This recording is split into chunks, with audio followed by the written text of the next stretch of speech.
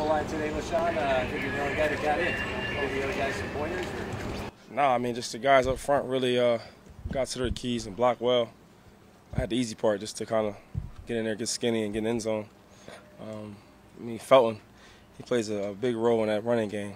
So the guys up front mixed in with him, it's a great combination. You already talked about how you like Coach Roman's creativity, getting you in space. He was doing that a little bit yesterday. Got you split wide a few times. Yeah. Just your thoughts on being used in many different ways. No, he's excellent. Greg finds a lot of ways, man, to get the guys in space, especially the backs. I mean, that's what a running back wants, to be utilized in that situation where he could go outside and catch passes or be in the backfield. And even the run plays. I mean, he has so many creative plays for the backs. So, I mean, once I kind of realized what we're going on and how he playing the uses, I fell in love with the schemes. Chris mentioned you were dealing with a sore toe. Is that something that lingered from last year? I mean, I've hurt my toe in the past, but I think it's the way I got kind of wrapped up. Made my toe a little sore, but I'm fine now. The training staff has done a great job just helping me out and preparing me to go out there and play. Not sure how much you watch him when he's out there, but what do you see from Carlos when he runs the football? Because he's going to have a little bit of an opportunity now with a couple guys out. Yeah, a lot of guys are a little banged up, but he'll step in there, man. He's smart, he's intelligent, he works hard. I mean, he's a tough kid. He's from a winning program, and it shows. So, I mean, he's playing well. I look forward to seeing some big things out of him. He's one of the young guys who will help us out later down the line. What are you hoping to get out of tomorrow? Not to get hit, but just kind of minimizing the small mistakes. Doing the little things to be a good team.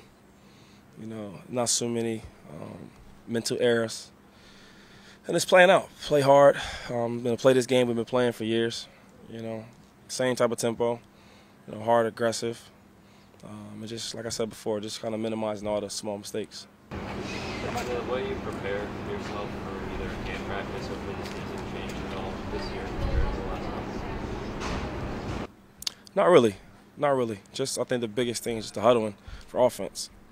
I kind of got used to just going. Where here you huddle, get a time to get a breather, get your thoughts together. But it's similar as far as just the mindset. You want to be in shape.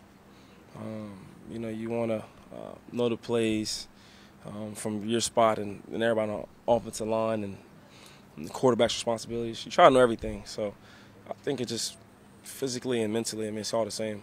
Sean, if you kind of mentally prepared yourself, knowing this quarterback thing still has to figure itself out.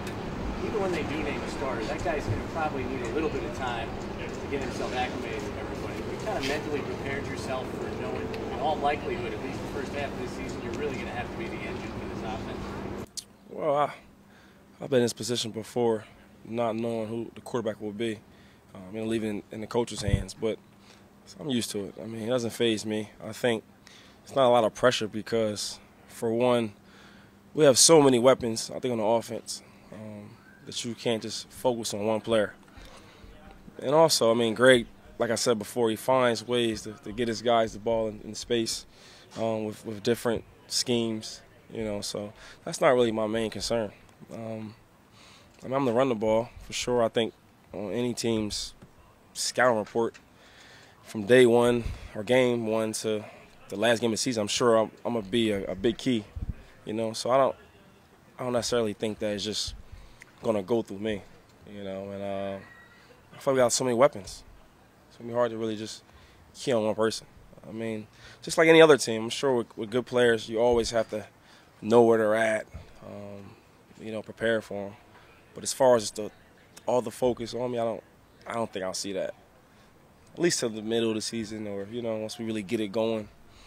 But I feel like the quarterbacks we have are confident enough, man, or whoever it is, they all do something special. They all do something good. Does anything change in the running game when Tyrod was there? Well, it's still early in camp, but, that's pretty obvious, I think. He runs the best.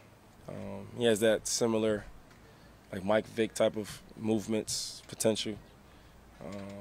You know, he can run. He can run for sure. So I think if he was the quarterback, I think teams would actually maybe play him a little different, knowing that his skill set to run the ball. If I was a coach, I mean, I would pay attention to his feet also, as well as his arm. Does playing with Michael Vick has helped? Do you have any flashbacks at all with Tyrod?